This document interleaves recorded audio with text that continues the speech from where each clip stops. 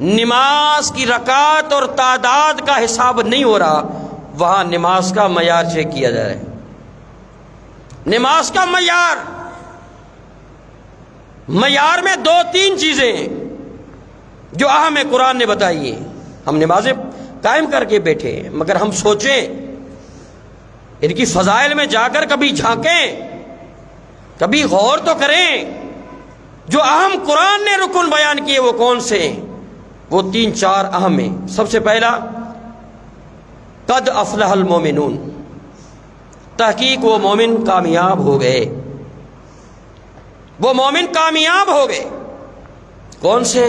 الذین ہم فی صلاتہم خاشعون، جن کی نماز میں خشوع اور خضوع ہے۔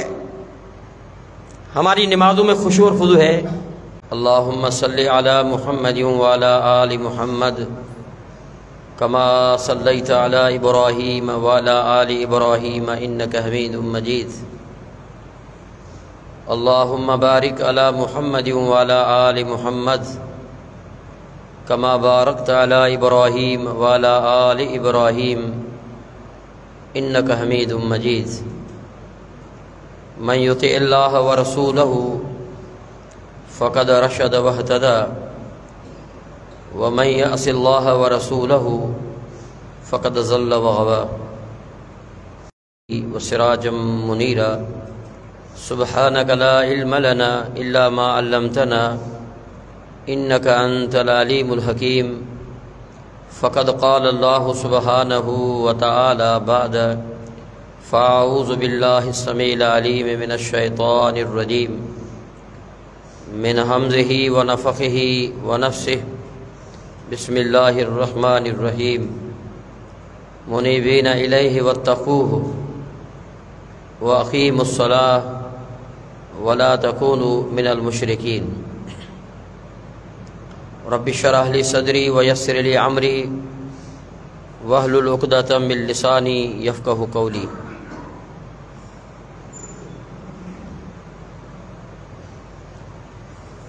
قرآن حکیم میں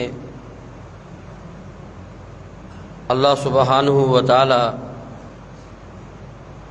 کا ایک اہم حکم سامنے آتا ہے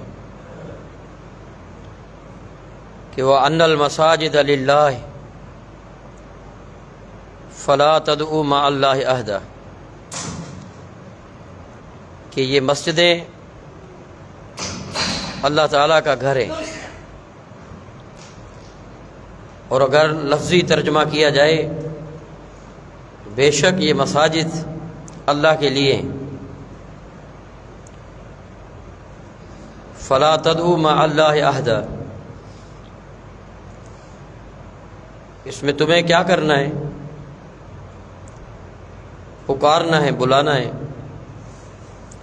اور اللہ کے ساتھ کسی اور کو نہیں، صرف ایک اسی کو۔ تو نماز میں انسان جب آتا ہے، نماز پوری عبادت ہے، اسلام کے 5 اہم ارکان ہیں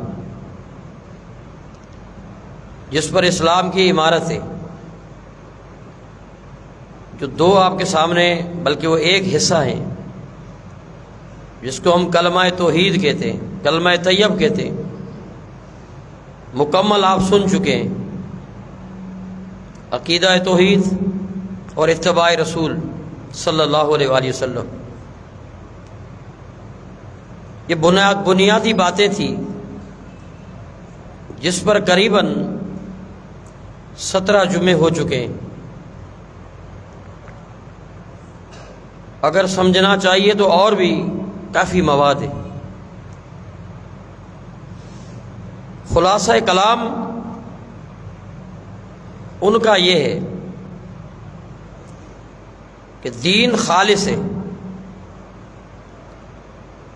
دین میں ملاوٹ نہیں ہے، عمل سے پہلے عقیدہ ہے اور عمل عقیدے کے بعد ہے، اور عقیدہ بنیادی چیز ہے۔ تو ہم اگر ائمہ اربعہ اس معاشرے میں جن کی پیروی یا تقلید کی جاتی ہے، امام ابو حنیفہ، امام شافعی، امام مالک، امام احمد ابن حنبل، چاروں اماموں کو دیکھیں تو چاروں کا عقیدہ ایک ہے، عقیدے میں سب برابر ہیں۔ امام ابو حنیفہ رحمۃ اللہ علیہ کا عقیدہ انتہائی عظیم ہے،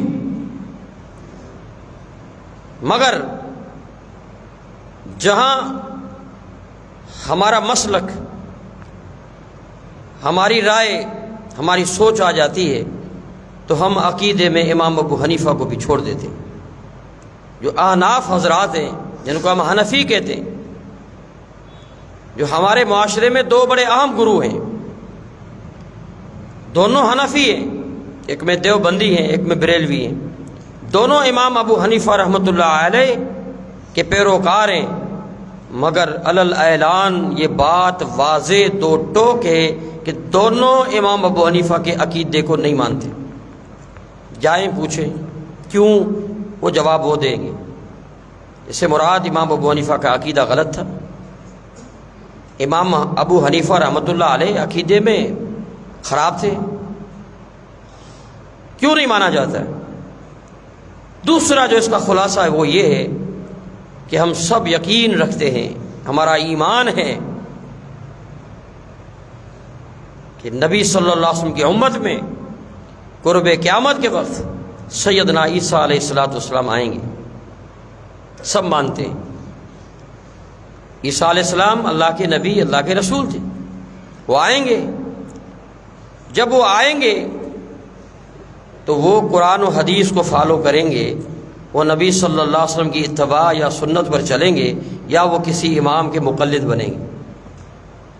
یہ سوال ہیں دو، یہ خلاصہ کلام ہے، اس پر جائیں اور سوچیں اور غور کریں اس ٹائم کیا ہوگا، کیونکہ یہ باتیں اخلاص، للہیت اور اللہ کی رضا کے لیے آپ ساتھیوں کو بتا رہے ہیں۔ کوئی اعتراض نہیں، کوئی فساد نہیں، کسی سے لڑائی جھگڑا نہیں، کسی سے تعصب نہیں، کسی کو کافر نہیں کہتے، ہم اصلاحاً یہ باتیں رکھ رہے ہیں کہ سوچو بھائیو، غور کرو، ہمیں جنت میں جانا ہے، ہمیں اللہ کو منوانا ہے، ہمیں اتباع رسول کی پیروی کرنی ہے، کیونکہ ہم نے کلمہ اس پر پڑھا ہے۔ تو اس کلمے کا تیسرا جو جز ہے وہ نماز ہے۔ نماز ایک ایسا جز ہے جس پر آج بات شروع کر رہا ہوں۔ یہ عقیدہ توحید کا عین عکاسی کرنے والی چیز ہے۔ کیوں قرآن کہتا ہے کہ نماز کو قائم کرو، اللہ سے ڈرو، رجوع کرو اللہ کی طرف، منیبین الیہ، اللہ کی طرف رجوع کرو، واتقوا اور تقوی کو اختیار کرو، واقیموا الصلاۃ، نماز کو قائم کرو، ولا تکونوا من المشرکین، اور مشرکین میں سے نہ ہونا، مشرکین میں سے نہ ہونا، یہ قرآن کہہ رہا ہے۔ اس سے کیا مراد ہے کہ جو شخص اس کائنات میں نماز کو قائم نہیں کرتا وہ شرک کا ارتکاب کر رہا ہے، اور شرک ناقابل معافی ہے، شرک کے لیے معافی نہیں ہے۔ تو رجوع اللہ کی طرف، ڈرنا اللہ سے، واقیموا الصلاۃ، اب یہاں نماز کو قائم کرو، اور کچھ ہم اگر اس کو تفسیر میں جاتے ہیں تو نماز پڑھنا بھی آتا ہے، مگر صحیح جو لفظ ہے وہ نماز کو قائم کرنا ہے، کیونکہ اس میں قیام ہے، عبادت ہے، کھڑا ہونا ہے، قام یقیم اقام الصلاۃ، نماز کو قائم کرنا۔ ہاں اگر پڑھنے کا جو جملہ آتا ہے تو اس میں تلاوت قرآن ہے، اس میں اذکار ہیں، اس میں دعائیں، اس میں اللہ رب العالمین کے لیے ندا ہے، یہ ذکر ہے۔ اقیم الصلاۃ لذکری، قرآن کہتا ہے نماز کو قائم کرو لذکری، میرے ذکر کے لیے۔ اس سے یہ بھی کہا سکتا ہے کہ نماز پڑھنا، کیونکہ پڑھنا بھی ثابت ہے۔ پڑھنا کیسے؟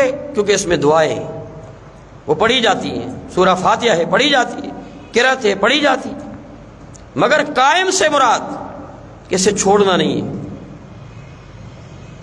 چھوڑنا نہیں ہے، اس سے ہٹنا نہیں ہے۔ تو یہ مساجد جو ہیں یہ اللہ کا گھر ہے، اللہ کے لیے، اس میں کیا کرنا ہے؟ عبادت۔ عبادت کس کے لیے؟ اللہ کے لیے۔ اب غور یہاں ایک اہم کرنا ہے کہ عبادت کس کے لیے، نماز کس کے لیے؟ اللہ کے لیے۔ اللہ تعالیٰ قرآن حکیم میں اپنے پیغمبر جناب محمد الرسول اللہ صلی اللہ علیہ وآلہ وسلم کو کیا فرما رہے ہیں؟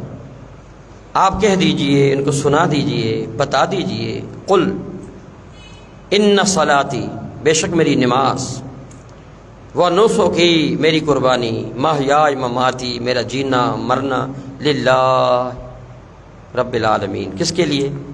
اللہ کے لیے۔ نماز اللہ کے لیے۔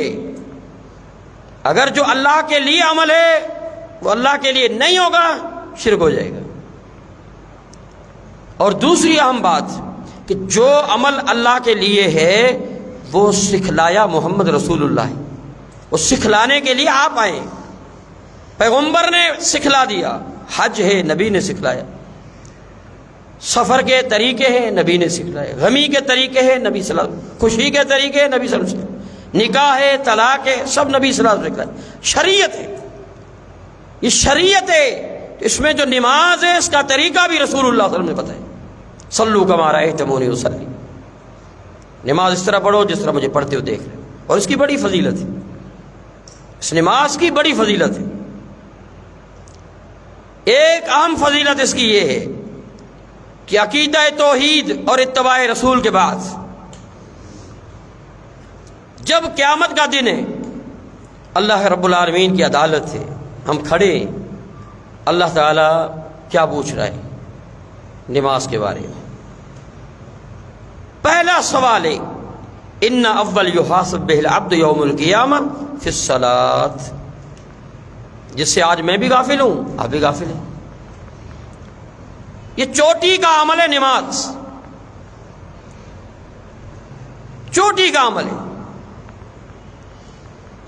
مگر یہ ایک ایسی مناجات ہے، جب ہم اس پر غور کریں گے نا تو عبادت کے سارے جز اس نماز میں، سارے جز، حتیٰ کہ ایک ایسا جز ہے جس سے بندہ انتہائی عاجز ہو جاتا ہے، وہ ہے گھٹنے ٹیک لینا۔ گھٹنے ٹیک لینا، قیام نماز میں کھڑا ہونا، کس کے لیے؟ اللہ کے لیے۔ رسول اللہ صلی اللہ علیہ وسلم کی حدیث ہے۔ ہمارے ہاں کیا ہوتا ہے اکثر، کوئی بندہ آ جائے، کوئی بڑا آ گیا، ہم بیٹھے ہیں، ہم کھڑے ہو جاتے ہیں، کھڑے ہو کے اسے ملتے ہیں۔ رسول اللہ صلی اللہ علیہ وسلم کا فرمان ہے، جو شخص یہ چاہتا ہے کہ میرے لیے لوگ کھڑے ہو جائیں، فَلْيَتَبَوَّأْ مَقْعَدَهُ مِنَ النَّارِ، وہ بندہ یقیناً اپنا ٹھکانہ جہنم میں بنا لے۔ جو یہ چاہتا ہے کہ میرے لیے میں آیا ہوں تو کوئی کھڑا ہو جائے۔ ہم جیسے اکثر ہوتا ہے کہ یار میں فلاں کے پاس گیا، وہ بیٹھے بیٹھے اس نے مجھے ہاتھ دے دیا، کھڑا ہوا نہیں، میرے لیے کھڑا نہیں ہوا۔ رسول اللہ فرماتے ہیں یہ بندہ اپنا ٹھکانہ یقیناً جہنم میں بنا دے۔ کیوں؟ کھڑا ہونا اللہ کے لیے، نماز میں قیام ہے، یہ اللہ کے لیے۔ ہاں اگر آپ نے کسی کے لیے کھڑا ہونا ہے تو شریعت نے اس کے اوپر دلیل دے دی ہے۔ آپ ایسا کریں، کوئی بڑا آ رہا ہے، جیسے اللہ کے نبی صلی اللہ علیہ وسلم کے پاس ایک شخص آیا، اس قبیلے کا سردار تھا، آپ صلی اللہ علیہ وسلم صحابہ کو کیا کہا؟ آپ نے فرمایا قوموا الی سیدکم، آپ اپنے بڑے کے لیے کھڑے ہو جاؤ، حکم دے دیا، کھڑے ہو جاؤ آپ نے کہا، مگر اس کے بعد چند قدم اٹھائے گئے، اس کو کہتے ہیں استقبال، کھڑے ہوئے اور چند قدم اٹھا لیے، استقبال ہو گیا، اور یہ جائز ہے۔ صرف کھڑا ہونا جائز نہیں، صرف کھڑا ہونا یہ قیام ہے، اور وہ بندہ پسند کرتا ہے، اگر نہیں کرتا الگ بات ہے، کرتا ہے پسند کہ میرے لیے بندہ کوئی کھڑا ہو جائے تو اپنا ٹھکانہ جہنم میں بنا لے۔ تو نماز میں قیام ہے، کس کے لیے؟ اللہ کے لیے۔ بندہ کھڑا ہے، اور یہ کھڑا کیسا ہے؟ سیدھا کھڑا ہے، اللہ کے لیے کھڑا ہوا ہے، اور اس کے بعد رکوع ہے، کمر جھکائیے، رکوع کیا ہے، گھٹنوں پر ہاتھ رکھا ہے، یہ عاجزی ہے۔ کس کے لیے؟ اللہ کے لیے۔ اللہ نے کہا وَارْكَعُوا مَعَ الرَّاكِعِينَ۔ جب نماز کے لیے اللہ تعالیٰ نے فرضیت اور جماعت کا حکم دیا تو یہاں وَارْكَعُوا کا لفظ استعمال کیا۔ وَارْكَعُوا، رکوع کرو، رکوع کرنے والوں کے ساتھ۔ یہ نہیں کہا کہ قیام کرنے والوں کے ساتھ قیام کرو، نماز میں تو کھڑا ہونا ہے، یا رکوع کیونکہ عاجزی ہے اس میں۔ وَارْكَعُوا مَعَ الرَّاكِعِينَ، رکوع کرنے والوں کے ساتھ رکوع کرو۔ رکوع کی کتنی بڑی فضیلت ہے۔ وَإِذَا قِيلَ لَهُمُ ارْكَعُوا لَا يَرْكَعُونَ، جب ان کو کہا جاتا ہے، ویل ان لوگوں کے لیے جن کو کہا جاتا ہے رکوع کرنے والوں کے ساتھ رکوع کرو تو انہوں نے نہیں کیا۔ وَيْلٌ يَوْمَئِذٍ لِّلْمُكَذِّبِينَ، قرآن کہتا ہے ویل ہے ان لوگوں کے لیے جو یہ جھوٹ بولتے۔ اقرار کلمے کا ہے، اقرار توحید کا ہے، اور وہ رکوع کرنے والوں کے ساتھ رکوع تو نہیں کر رہے۔ تو رکوع کتنی اہمیت والی چیز ہے۔ اسی طرح اللہ تعالیٰ قرآن میں فرماتا ہے کتنی اہم بات کہ آپ فسبح بحمد ربک وقم من الساجدین، تم اللہ کی تسبیحات بیان کرتے رہو۔ نماز کی شروع تسبیحات سے، نماز میں تسبیحات ہے، اللہ کا ذکر ہے، تسبیحات کرتے رہو اور رب کی عبادت کرتے رہو۔ فسبح بحمد ربک، عبادت بھی، تسبیح بھی، حمد بھی۔ سورہ فاتحہ میں حمد ہے۔ وَقُم مِّنَ السَّاجِدِينَ، اور سجدوں میں رہا کرو۔ وَاعْبُدْ رَبَّكَ حَتَّى يَأْتِيَكَ الْيَقِينُ، اور اس کی عبادت کرتے رہو جب تک کہ حَتَّى يَأْتِيَكَ الْيَقِينُ، یقین قائم نہ ہو جائے۔ یقین سے مراد قیامت کا دن ہے، یعنی قیامت تک سجدے میں رہا کرو۔ کتنی بڑی بات ہے سجدہ۔ رسول اللہ صلی اللہ علیہ وسلم فرماتے ہیں ان اقرب ما یکون العبد من ربہ وہو ساجد، بندہ جب سجدے میں ہوتا ہے وہ رب کے انتہائی قریب ہو جاتا ہے، یعنی رب سے قربت کا سب سے اہم ذریعہ نماز ہے، سب سے اہم ذریعہ نماز ہے۔ اور سب سے اہم بات اور سجدے کے بعد تشہد ہے۔ صل قائما فإن لم يستطع فقاعدا، نماز کھڑے ہو کر پڑھو، اگر استطاعت نہیں پھر کیا کرو؟ فإن لم يستطع، اگر یہ استطاعت نہیں کھڑے کی فقاعدا، آپ قاعدے میں ہو جاؤ۔ تو قاعدہ کتنی عظیمت والی بات ہے کہ جو گھٹنے ٹیک کر رب کے سامنے بیٹھا ہوا ہے۔ کھڑے ہونے کا مقام، رکوع کا مقام، سجدے کا مقام، تشہد کا مقام، اندازہ لگائیں سارے مقامات ایک چیز میں جمع ہے وہ نماز میں۔ تو اس یہ سارے کسی اور کے لیے نہیں ہو سکتے، تو پوری نماز توحید ہے، پوری نماز اللہ کے لیے توحید ہے۔ جب نماز پوری توحید ہے نہیں ہے وَلَا تَكُونُوا مِنَ الْمُشْرِكِينَ، بندہ کیا بنے گا؟ بین العبد و بین الکفر و شرک ترک الصلاۃ، بندے میں، عبادت میں، بندے میں، کافر میں اور شرک میں فرق کرنے والی چیز نماز ہے۔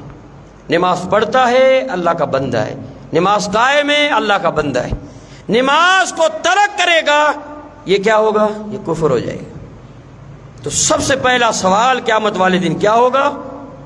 نماز کے بارے میں ہوگا۔ ان اول یحاسب بہ العبد یوم القیامہ فی الصلاۃ۔ اب کیا ہوا؟ نماز کا سوال ہوا۔ اب مجھے کوئی ایک حدیث بتا دیں جس میں یہ لفظوں کہ نماز قائم کی نہیں کی، یا نماز پڑھی نہیں پڑھی، نہیں، تمام تر کتب احادیث آپ اٹھا لیں، کہیں سے بھی آپ کو یہ جواب نہیں ملے گا کہ قیامت والے دن اللہ یہ پوچھے گا نماز قائم کی یا نہیں کی۔ فضیلت میں نے بتا دی آپ سب کے سامنے، سوال یہ نہیں ہے، تو پھر ہم کامیاب کیسے ہوں گے؟ یہاں سوال ہے، سب سے پہلا سوال آپ سے نماز کے بارے میں ہوگا۔ آگے الفاظوں پر غور کریں، اذا صلحت، جس کی نماز صحیح ہو گئی، نماز صحیح ہو گئی، صلح سائر العمل کلہ، اللہ ان کے سارے باقی عملوں کو صحیح کر دے گا، سارے ٹھیک ہو جائیں گے۔ وَإِذَا فَسَدَتْ، نماز میں خرابی آ گئی، سائر العمل کلہ، وَإِذَا فَسَدَتْ فَسَدَ الْعَمَلُ كُلُّهُ، نماز میں خرابی آ گئی، سارے عمل خراب کر دیے جائیں گے۔ اب میرے بھائیو تھوڑا غور تو کرو، قیامت والے دن نماز کا قائم کرنا نہیں پوچھا جا رہا، نماز کی رکعت اور تعداد کا حساب نہیں ہو رہا، وہاں نماز کا معیار چیک کیا جا رہا ہے۔ نماز کا معیار میں دو تین چیزیں ہیں جو ہمیں قرآن نے بتائی ہیں۔ ہم نمازیں قائم کر کے بیٹھے ہیں، مگر ہم سوچیں، ان کی فضائل میں جا کر کبھی جھانکیں، کبھی غور تو کریں، جو اہم قرآن نے رکن بیان کیے وہ کون سے ہیں؟ وہ تین چار اہم ہیں۔ سب سے پہلا، قد افلح المومنون، تحقیق وہ مومن کامیاب ہو گئے، وہ مومن کامیاب ہو گئے۔ کون سے؟ الذین ہم فی صلاتہم خاشعون، جن کی نماز میں خشوع اور خضوع ہے۔ ہماری نمازوں میں خشوع اور خضوع ہے؟ ہم اپنی نمازوں کو چیک کریں، ہماری نمازوں میں خشوع اور خضوع ہے؟ ایک شخص آتا ہے مسجد میں آ کے نماز پڑھتا ہے، معروف حدیث ہے، کئی بار آپ نے پڑھی ہے، کئی بار سنی ہے۔ ایک شخص آتا ہے مسجد میں، رسول اللہ صلی اللہ علیہ وسلم موجود ہیں، آ کر ایک جگہ کھڑے ہو کر نماز پڑھتا ہے۔ آپ نے اسے بلایا، ادھر آؤ، آئے، آپ نے فرمایا ارجع فصلی فإنک لم تصلی، جا نماز کو لوٹا، تو نے نماز نہیں پڑھی، جا نماز کو لوٹا، ارجع فصلی، جا دوبارہ نماز کو قائم کر، تو نے قائم نہیں کی نماز۔ اب وہ شخص گیا، دوبارہ اس نماز کو اس انداز میں ادا کیا، پھر آ گیا۔ اللہ کے نبی صلی اللہ علیہ وسلم فرمایا جا نماز کو لوٹا، تو نے نماز صحیح نہیں پڑھی۔ میرے بھائیو، اس کی نماز میں کیا تھا؟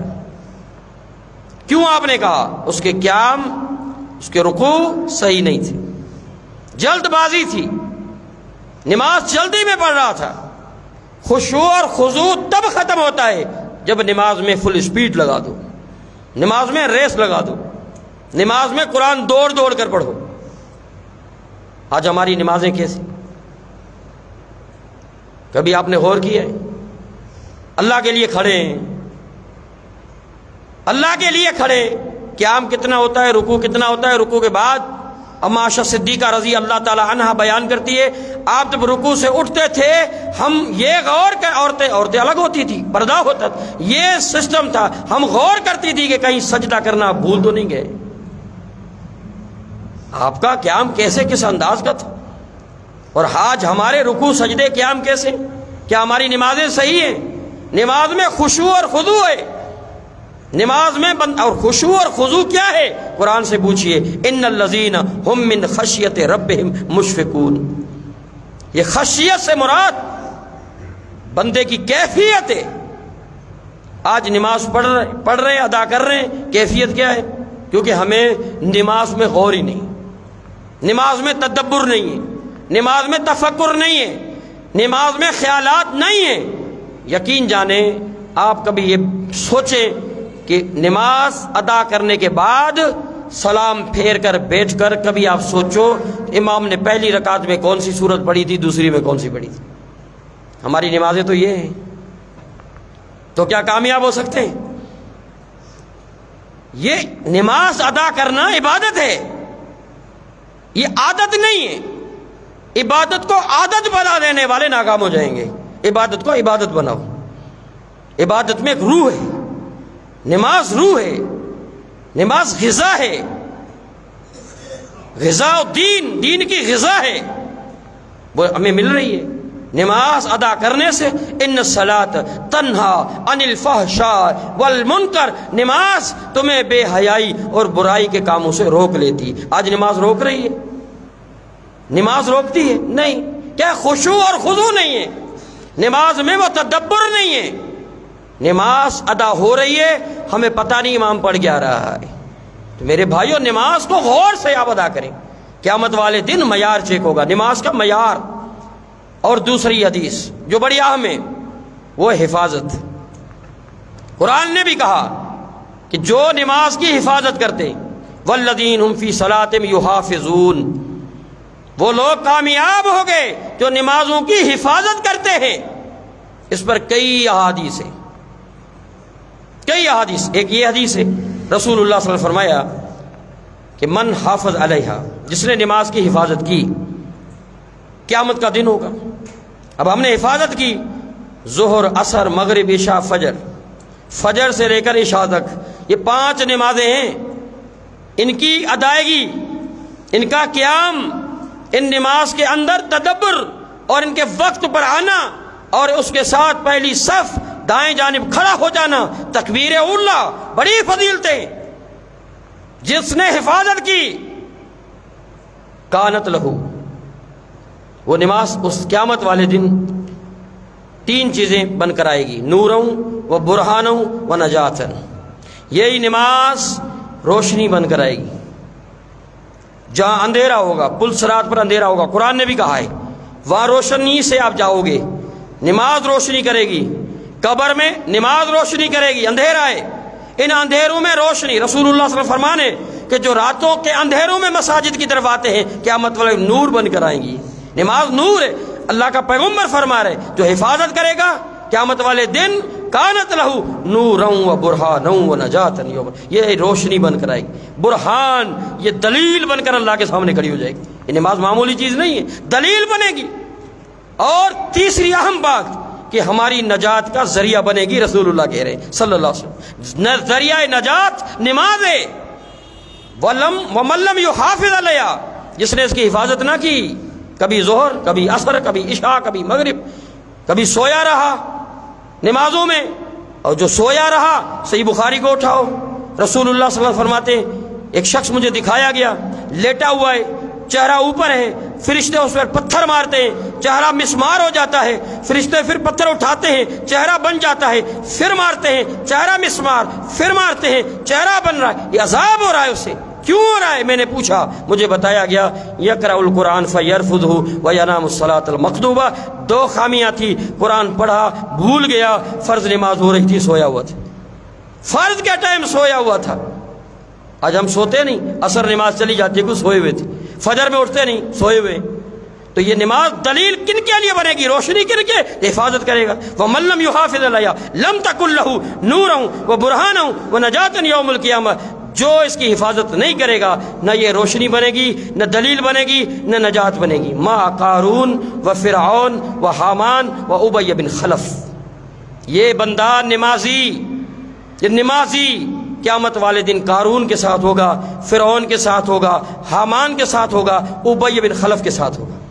جس کو نماز بادشاہت نماز سے روک رہی ہے، جس کو نماز بادشاہت نماز سے روک رہی ہے، وہ فرعون کے ساتھ ہوگا۔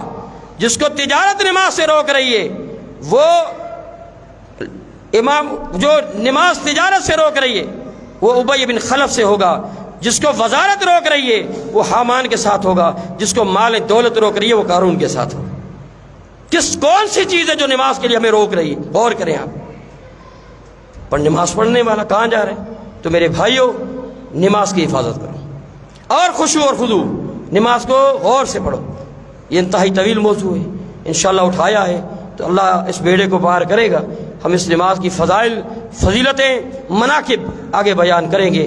وقت ختم ہو چکا ہے۔ اللہ تعالیٰ مجھے اور آپ سب کو نماز کے ساتھ اس انداز سے وابستہ ہو کر قیام کرنے کی توفیق عطا فرمائے۔ وما توفیقی الا باللہ، اقول قولی ھذا واستغفر اللہ لی ولکم، وآخر دعوانا ان الحمد للہ رب العالمین۔